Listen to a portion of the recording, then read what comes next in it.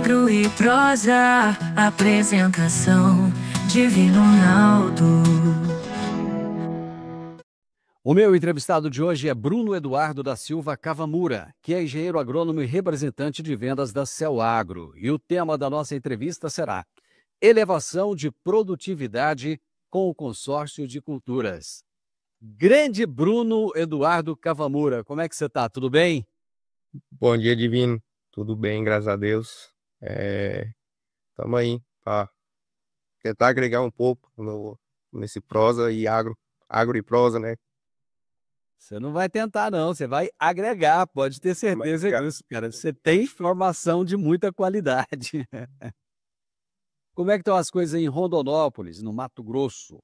Hoje, graças a Deus, vinha de um dia meio de, vamos dizer assim, estiagem. Hoje o tempo amanheceu bem nublado, tá chovendo. Os produtores aí conseguir levar o soja, sustentar o Brasil, alimentar o mundo. A chuva tá regularizando aqui. Aqui passou por um dia difícil, cara. Brasil inteiro, viu, Bruno? Brasil inteiro. Brasil. Negócio também desregulado. Antigamente a gente sabia quando ia chover, agora a gente não tem nem noção, cara. Tem fazenda aí que o produtor tá com uns 12 dias sem chuva, tem outros que mandou mensagem que plantou e tá com 80 milímetros até hoje acumulado só. Meu Deus do céu, meu Deus do céu. Aí eu vou te falar, o povo não dorme. Não dorme, é uma guerra, né? Ô, Bruno, vamos falar hoje aqui de integração lavoura-pecuária, vamos falar desse consórcio, né, de lavoura de grãos mais pastagem, o que que isso pode trazer de benefícios, né, principalmente nesse momento em que se discute tanto o papel da palhada, né? Eu não sei aí na sua região, mas aqui, por exemplo, aconteceram muitos incêndios e muitos produtores perderam completamente a palhada dos solos, ficando tudo a descoberto. Inclusive, Bruno, com uma curiosidade, uma cena que a gente não via aqui há muitos anos, que eram redemoinhos nas fazendas. Antigamente, quando eu era jovenzinho, tinha muito isso aqui, né? O solo era descoberto, então era aquele poeirão. Depois, com o plantio direto, com as palhadas, isso praticamente acabou e agora voltou, cara. Então, infelizmente, uma cena ruim de se ver. Mas vamos começar entendendo um pouco por que a integração das lavouras de grãos e pastagem com braquiária se mostra um método eficiente. Então, Divino, até já pegando a parte aí do redemoinho e poeira, essas coisas, é que antigamente acontecia essas nuvens de poeira, esses redemoinhos que você via de longe, por causa que a prática que era executada antigamente, né, gradeava-se muito, deixava o solo totalmente disperso ali, desprotegido, e aí quando dava um vento, um redemoinho, subia aquele imensidão que você via de longe. Com o avanço da agricultura, viu os benefícios que uma palhada poderia trazer e começou a acabar, diminuiu bem. E esse ano, inclusive, por ser um ano que houve muitas queimadas, não só na sua região, como na minha, como em São Paulo, nos canaviais, deixou esse solo desprotegido de alguma forma. E esse ano vai ser um ano de muito desafio para os produtores reconstruir tudo isso que, vamos dizer assim, foi perdido. Porque tem produtor que vem trabalhando assim, textura de solo, melhorar o solo com palhada há muitos e muitos anos. E não, automaticamente, no momento que queima, você se perdeu um trabalho de muitos anos. Inclusive, até muitos acham que o produtor que toca fogo, o produtor não toca fogo, cara. O produtor, ele, quando pega um fogo, ele fica desesperado. Igual eu acabei de falar aqui no começo. Tem um lugar aí, aqui, da minha região, que tá, por exemplo, 12 dias sem chuva. O solo nesses lugares, Divino, quando é um solo coberto, com palhada de braquiária, ele aguenta, ele retém muito mais umidade, muito mais água para a própria soja, do que uma área que foi queimada, está desprotegida, que o sol bate diretamente no solo. Tanto, tanto o sol quanto, por exemplo, uma chuva bate e já deixa o solo totalmente desprotegido. E isso é uma das práticas que o produtor vem tentando adotar, que é fazer soja e o milho, mas quando não consegue, não tem a janela, vamos dizer assim, não dá tempo mais fazer o milho, vai colocar uma cultura para fazer a cobertura, vamos dizer assim, para deixar esse solo protegido, para quando ele for plantar a soja, ele ter uma palhada impecável. E, por exemplo, quando chegar num dia como esse que nós passou aqui agora, é de ficar o veranico, né, que fala que é essa época que era para estar chovendo, não, vamos dizer assim, todo dia, mas boa parte do dia, não ficar 12 dias sem chover, a planta de soja, ela aguentar mais tempo com a água que já ela tem disponível no solo. E isso tudo, a braquiária ajuda demais, cara. Quando é, Pela sua matéria orgânica que ela deixa, tanto na parte superficial das raízes, ou na parte superior, que é as folhas, quanto na parte de baixo, que é as raízes. quando é que a braquiária voltou a ter relevância, Bruno? Porque teve uma época que o pessoal não dava muita moral para a braquiária, não. Parecia até que o pasto que tinha braquiária, parecia que até era uma coisa ruim. E de repente ela voltou com tanta força, voltou com esse protagonismo todo. O que que aconteceu? O que que mudou aí no meio do caminho? São N motivos, assim, divino, mas vamos pegar, por exemplo, um. É, essa irregularidade de chuva, eles precisavam, tipo, colocar alguma coisa para recobrir o solo. Quando o centro de pesquisa começou a fazer as pesquisas e viu a eficiência, a melhora em quantidade de sacos por hectare de uma área que era gradeado e uma que tinha uma palhada, e depois veio a palhada de braquiária, esse aumento mexeu com muito o olhar do produtor. E aí isso foi um dos motivos. E aí também vieram o outro motivo, que não é só de palhada, de segurar a umidade, mas o motivo de quebrar ciclos de doença. Por exemplo, de fungos, se for olhar, a soja é uma dicotiledônia e a braquiária é uma gramínea, uma monodicotiledônia, monocotiledônia, desculpa. É, e isso ajuda demais a quebrar o ciclo de pragas, insetos. E aí, em terceiro ponto, ainda vira outra melhora, que foi questão dos nematóides, que veio crescendo muito a partir do momento que diminuiu a gradagem, deixar o solo exposto.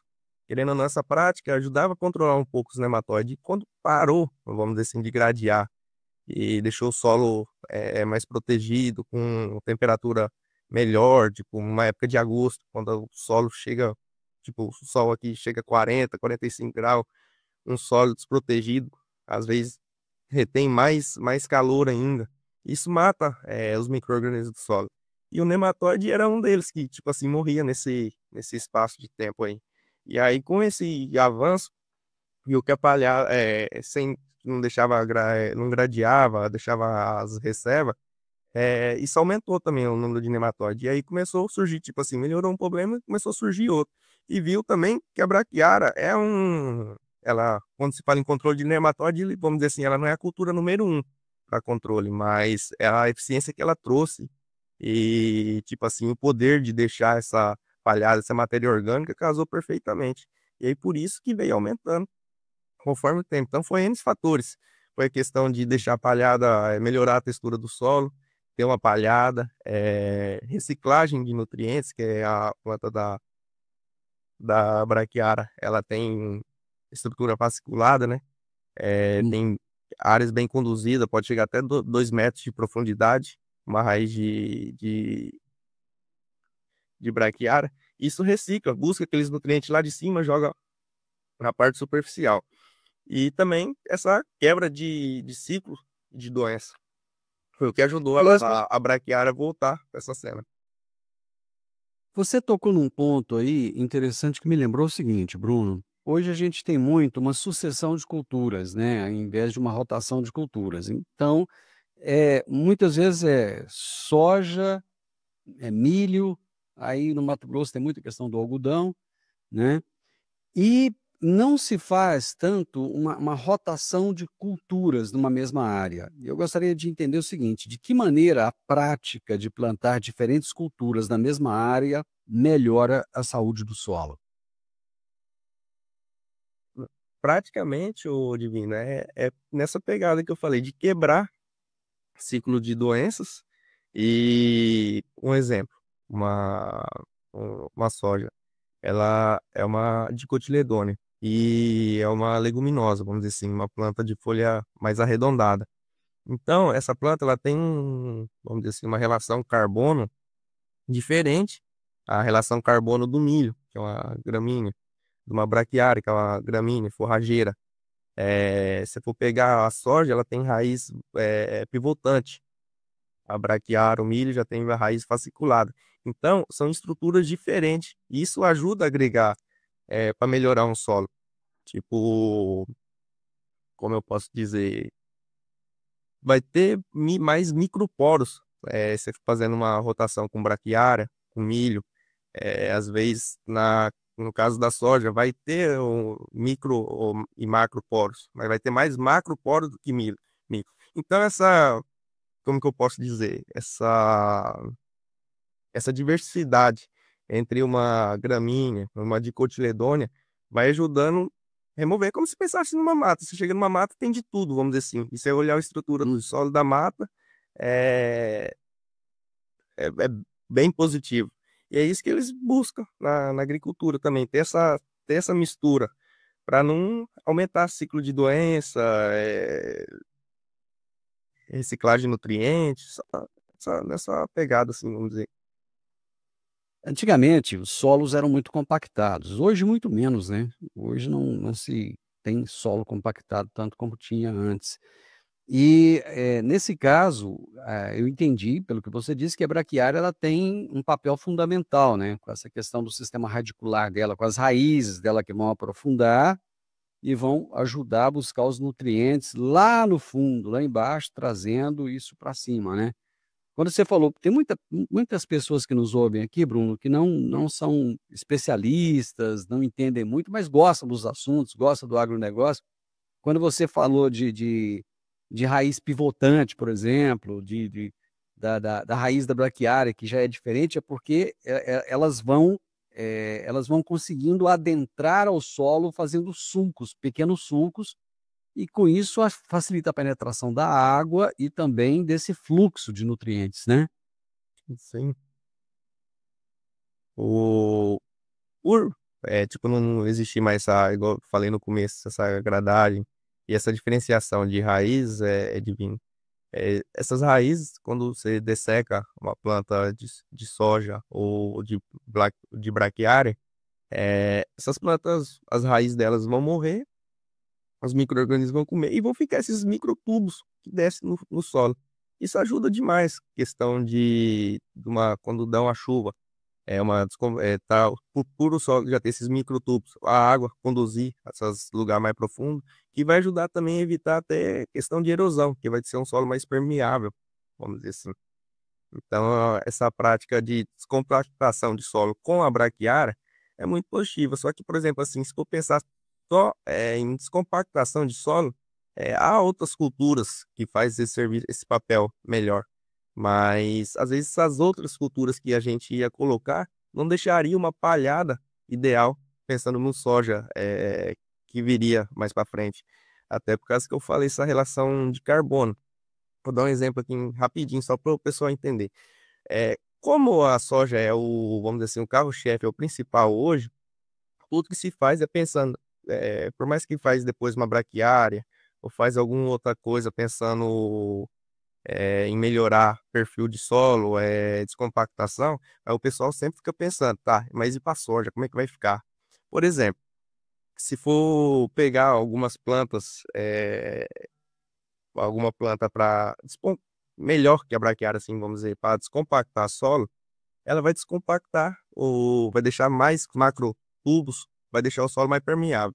Mas se pensar na parte superficial, não a parte que está de baixo, mas a parte superficial, por ser essas plantas ter uma relação carbono, elas vão se decompor mais rápido. E com isso, quando chegar na hora de dessecar e vir a soja novamente, vai ter pouca palhada. E isso vai travar um pouco, assim, vai dificultar a retenção de umidade. Já a braquiária, ela vai conseguir segurar, tipo, deixar como a relação carbono dela é diferente, ela vai se decompor mais lento. E quando o pessoal vir plantar a soja, a palhada ainda vai estar lá. Ontem mesmo tava vendo um vídeo de um rapaz mostrando é, cultivo consecutivo após ano, tipo soja e braquiária. E uma palhada impecável, cara. Ele tinha duas palhadas, vamos dizer assim. Ele tinha um do ano passado e a palhada que ele fez esse ano. Então o solo estava extremamente protegido e a soja estava uma coisa mais linda do mundo que você pode imaginar. E com isso ele vai ter, eu imagino, um aumento expressivo de produtividade, é isso? Uma lucratividade bem maior. E, querendo ou não, o perfil desse solo melhorou. Questão da descompactação também que a braquiária fez. Essa casadinha, entendeu? Só para deixar claro, a braquiária não é o melhor para descompactação, mas por ter mais benefícios por trás, ela é a que mais o pessoal usa hoje em dia, vamos dizer assim. Vamos falar um pouco se fala muito, Bruno, de integração lavoura-pecuária, né, então, que é mais um componente que entra aí, que é o gado. Eu gostaria que você falasse como é que funciona essa integração lavoura-pecuária. Assim, integração, falando de modo bem abrangente, o pessoal planta, como eu sempre falei, a soja é o principal carro-chefe. Depois que o pessoal planta a soja, eles vêm com a cultura do milho, uns casos plantam milho, ou com a braquiária já. Só que é um processo meio cauteloso, se não tiver, vamos dizer assim, pessoas especialistas, às vezes ele não vai conseguir colher nem ter a braquiária pro gado e nem o milho vai conseguir colher. Mas de modo geral, essa prática, o que que é? É agricultura, você planta a soja e, tipo, vai entrar entre safra, vamos dizer assim, nessa época da seca. Você joga a braquiária e vai ter a pastagem pro gado poder tipo, fazer a terceira safra, né? E eles falam que é uma safra do grão, da soja, outra do milho. E nesse intervalo que não chove, vai ter a braquiária lá estabelecida ainda para fazer a quarta safra, que é da carne, vamos dizer assim. Isso ajuda demais, questão dos produtor benefício, vamos dizer assim, além de estar rotacionando, como que eu posso dizer? Vai melhorar muito a questão de lucratividade mesmo por hectare, porque ele vai passar a ter três safras em um único hectare. Por exemplo, se eu pegar um pecuarista, tipo, é o ano inteiro só o gado ali. E se eu pegar um lugar que tem integração, ele vai ter a soja, vai ter o milho, ou às vezes só a soja e a braquiária, entendeu? E isso é questão que melhorou demais a lucratividade por hectare dos produtores, pelo menos aqui na minha região. Bom, numa época em que as margens de lucros estão pequenas, o preço da terra está extremamente valorizado. O fato de poder usar essa terra o ano inteiro é altamente positivo, né? Totalmente positivo. E se for pensar assim, hoje em dia, Divino, o que que acontece? Não se fala mais produtor, fala produtor rural por causa da prática em si de produzir, de plantar, de cuidar do gado. Mas a agricultura hoje está num patamar que não são mais produtores, são investidores, vamos dizer assim. E quando se fala em investidores, fala muito em diversificação. Por mais que tipo, tá tudo ligado ao agro, mas são áreas, vamos dizer assim, um pouco diferentes. A agricultura e a pecuária é mais seu capital. E com isso tem mais segurança. Um exemplo bem claro é agora. A soja deu uma melhoradinha de preço em vista do que estava, mas a arroba do boi vem numa crescente bem positiva. E com índice de crescer mais ainda para o próximo ano. Então, ajuda a equilibrar como que eu posso fazer, essa diversificação, ajuda a proteger mais o produtor. Tem gente que às vezes pode pensar assim: ah, mas tudo isso é muita teoria, mas será que funciona na prática? Vocês têm um exemplo aí de uma propriedade de 2.500 hectares em Jaciara, do Mato Grosso, né? Eu gostaria que você compartilhasse um pouco dos resultados dessa propriedade rural aí. Assim, essa propriedade que é cliente nossa ali em Jaci, como é que funciona? Ela é 2.500 hectares e devido a eles travar um pouco, ser umas áreas mais arenosas, eles não conseguem fazer a safrinha do milho. Eles fazem soja, milho e algumas áreas algodão. Ou algodão não, perdão, braquiária. Aí o que que acontece, Divino? Eles vão, conforme a chuva vai dando certo, eles vão plantando, eles fazem 100% da área de soja. Acabou, conseguiu colher a soja, Se tiver janela, se dá tempo ainda de plantar o milho para para plantar uma época ideal e vai ter chuva para ele, eles plantam por questão de lucratividade por hectare, preço. E essas áreas que não vão conseguir fazer o milho, aí eles entram, vamos dizer assim, para melhorar essas áreas, deixar elas mais produtivas para o próximo ano para a soja, que eles entram com a braquiária. Ali, nessa região, por questão de manejo, porque, assim, a gente fala, tudo é bonito, mas é uma prática que exige muita mão de obra, esforço, gente capacitada, porque, igual eu te falei, por mais que é práticas agropecuárias, mas a pecuária e a lavoura ainda é um pouco distante. Um exemplo que eu posso te dar é a turma de serviço. Um segue totalmente, o pessoal da agricultura tem um padrão, e o pessoal da pecuária tem outro padrão. Inclusive, toda fazenda que tem essa integração, que eles tipo, colocam a braquiária, e tem integração, que eles colocam o gado para comer a braquiária, tem um gerente para a parte da pecuária e um gerente para a parte da lavoura. E eles têm que se conversar entre si para um, tipo assim, como que eu posso tomar o terreno a mais do outro, né? Porque, Um não invadir a competência do outro. porque, por exemplo, em outubro, o gerente vai querer plantar soja, vai começar a querer dessecar as áreas. E o cara da pecuária já tem que pensar onde que ele vai colocar aquele gado, onde que ali vai virar soja, vamos dizer. E aí, às vezes, dá aqueles atritos, né? Que o cara, como eu não, como, por exemplo, o rapaz da pecuária, como eu não vou ter mais essa área, ele vai plantar soja, vou tirar toda a palhada, tipo assim, comer essa parte vegetal tudo. E aí dificulta. Por isso que dá um consenso. Voltando, essa região, essa fazenda ali que a gente atende ali em Jaciara, é, ela não faz. Por dois motivos. É manejo, né? É falta operacional, gente. Quem engloba muita coisa, tem que fazer estrutura, curral, mais manejo, tem que fazer uma cerca, vamos dizer assim, construir cerca rápido, depois tirar muito rápido também para plantar. Então fica um desafio muito grande. É tipo uma coisa quase, vamos dizer assim, você entra quase numa guerra. E aí, mas assim, eles só fazem essa prática de plantar soja e depois nessas áreas que não dá janela para o milho fazer a braquiária, mas isso já, sem mesmo colocar o gado em si, já traz muito benefício. Igual eu te falei, reciclagem de nutrientes, descompactação de solo, melhora palhada, vai segurar mais umidade para a soja no próximo ano, quebra de ciclo de doença. Isso dá uma segurança para a soja no próximo ano muito grande.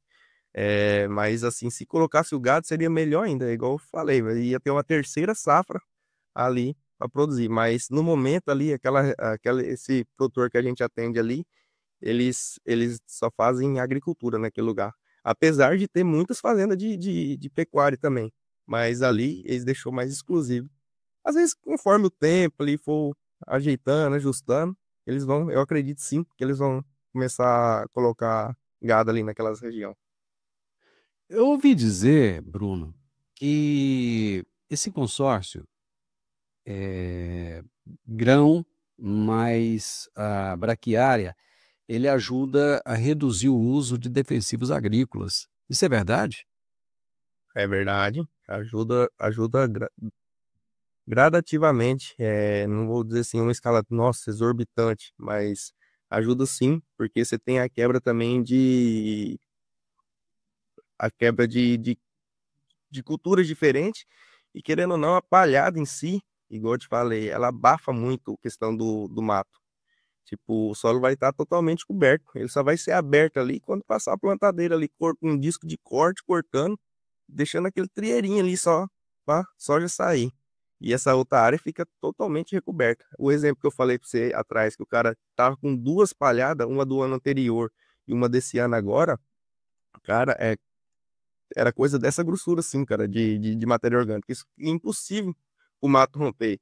Só sai ali mesmo a soja, porque passou o disco de corte. Então isso reduz drasticamente na utilização de herbicida, por exemplo, porque o controle de plantas daninhas vai ficar muito mais eficiente nesse sistema.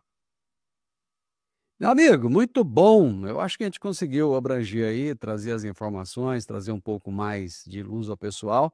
Você está aí no Mato Grosso, trabalha na Cel Agro, é É isso? o agro, tecnologia em Muito bem. aplicação. Tem um podcast aí também? Temos um podcast chama Pode Aplicar, tá aí Pode aplicar? nas plataformas, tá no Spotify, tá no YouTube, tá no Instagram, tá Então, abrangindo aí. quem quiser conhecer um pouco mais da Cel Agro, quem quiser ter um pouco mais de informações técnicas, ouvir um pouco mais o que o Bruno e os outros técnicos têm a dizer, é só seguir o podcast. Pode Aplicar. Pode aplicar. Meu amigo, muito obrigado. Foi um prazer falar com você. Eu que agradeço, Divino, pela oportunidade aí, a gente tá trocando um pouco de informação, trazendo um pouco de conhecimento mais técnico e superficial para aqueles que não entendem muito do assunto, mas isso é muito importante, levar informação para vários tipos de ouvintes. Valeu, obrigado. Um abraço para você. Eu que agradeço.